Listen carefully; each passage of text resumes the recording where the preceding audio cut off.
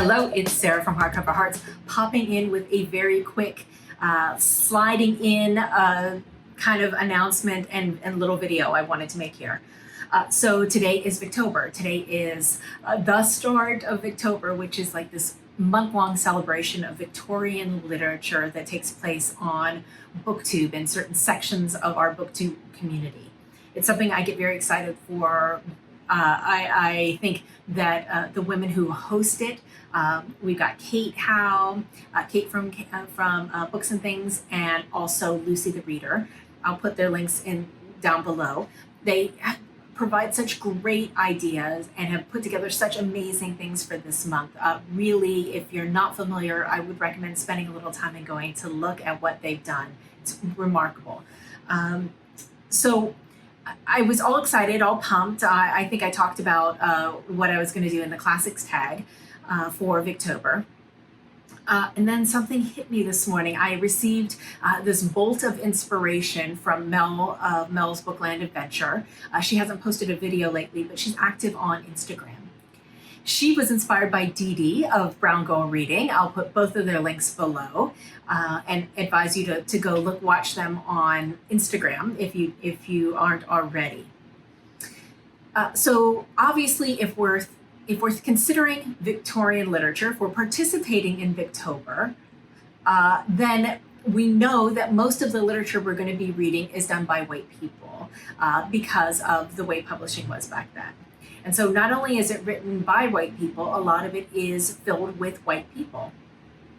You know, that's the nature of Victorian literature. And so this month is also Black British History Month.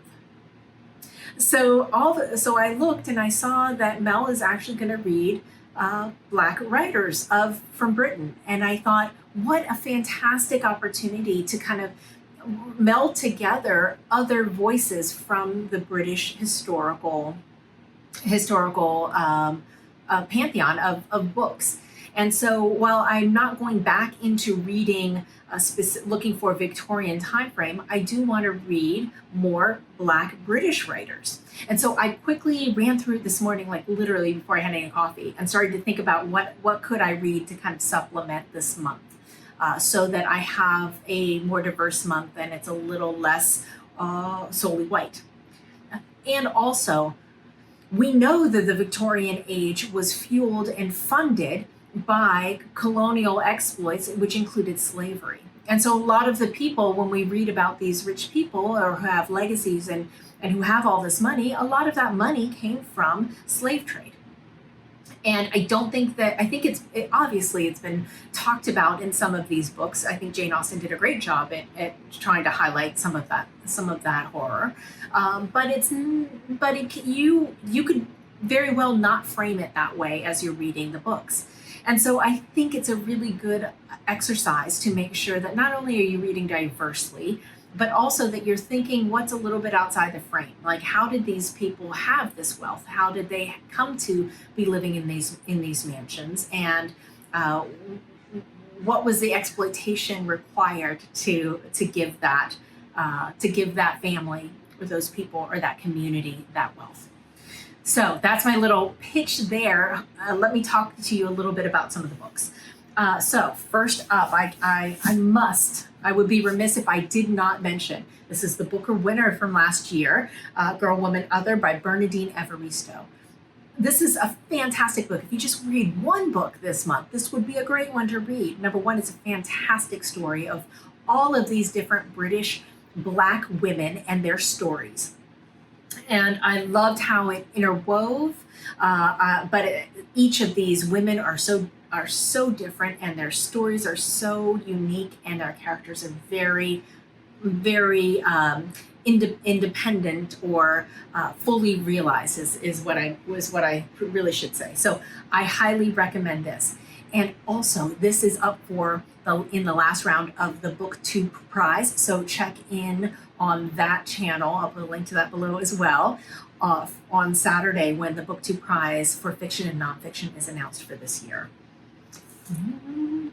Okay, last year, let's keep with the BookTube prize theme. Last year, this also made it to the finals. This is Happiness by Aminatta Forna.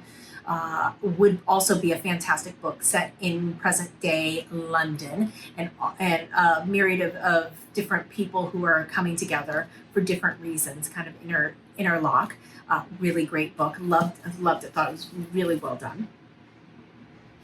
I've read both of those. I also have read Queenie. So if you're looking for something that's completely different than Victorian literature set in modern day, this is a story of a young woman who is, working at a magazine. She wants to be a feature writer, and she's trying to figure out how to get into that opportunity. And so she's working some low-level jobs at a magazine, digital magazine, in order to do so.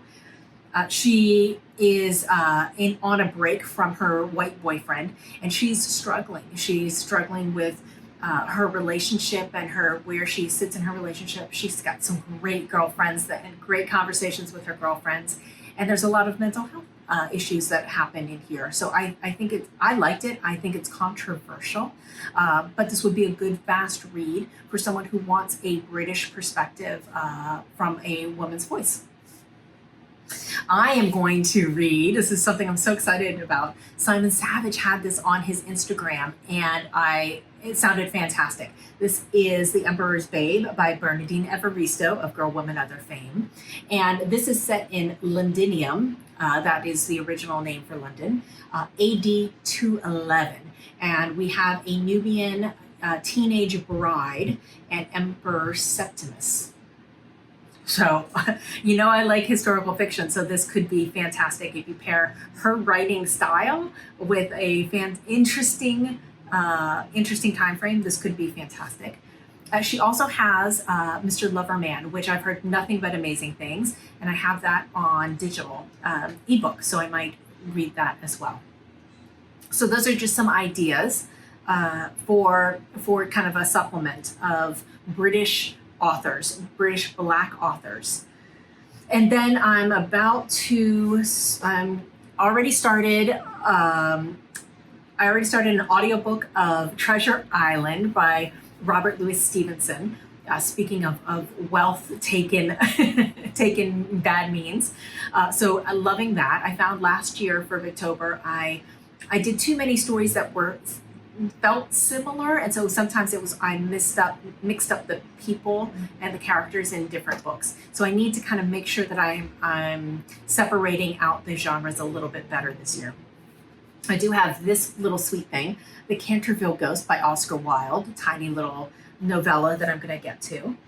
I have The Warden by Anthony Trollope. I think I'll read this one and keep my Folio Society edition pristine. And then this one's going to take me forever. Leo and I are reading Bleak House, and so we're going to be starting this today. So the last thing that I wanted to make mention of, and this kind of falls into my kind of from books to action ideas of activism.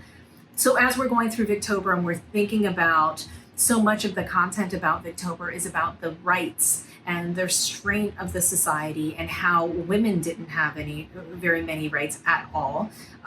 Definitely minorities didn't have any rights. People of color did not have rights, as well as members of the LGBTQ community. So as you're thinking about that, there's an opportunity to ensure that rights are maintained here in the United States. That opportunity is coming in a month, and it is the election. And so I know that I have a lot of people who watch that are from Europe. And so if you know someone in America and you would like to encourage them to vote or ask them what their plan is and how they're going to approach this election season, I think that would be a great idea, because we don't want to fall back into the types of restraints that some of the right, like more extreme right-wing evangelicals are proposing. So I wanted to suggest, this is something that I'm always surprised when I talk to voters that they don't know about, and they probably even throw this out. So this is for California. This gets sent to every registered voter, and this is the California General Election Voter Information Guide. So in here we have all of the propositions that are up, state propositions, and I think it also has local propositions. It also talks about what are your rights. It talks about just making sure that you're aware of how to vote. All of these things. I would highly recommend, if you are a voter, this is a very important election, so it's not just top of the ticket though. Think all the way through to your local elections, because while this year what's at the top of the ticket is very, very intense and very important, also what has more day-to-day repercussions in your life is going to be at your local level. So at your community council, your mayor's office, your state electors, as well as your Senate and House of Representatives. So I'm asking that take a little time. What I do is I read this book from book to action. So I read this booklet and then I do some research. I go to online for some sources. So the sources that I use are things like Planned Parenthood or other organizations that are important to me, that I believe in their cause and I contribute to. So I'll go to ACLU. I'll go to Planned Parenthood. I'll go to different progressive unions, and I go to their websites and I look at their voter suggestions. So a lot of times they'll do the research into what are the propositions and then how it's going to affect their population of their members. That's incredibly helpful for me in figuring out how I want to vote and in my decision. And so I kind of pull all those resources together and then I make my decision, because the way it's written here is very, very confusing. So I want them to recommend based on policy. And so, yes, it takes a little bit of time, but it's very, very worth it. And you know that you're making an informed decision. And it's very important. 30 days, roughly 30 days is all we have left.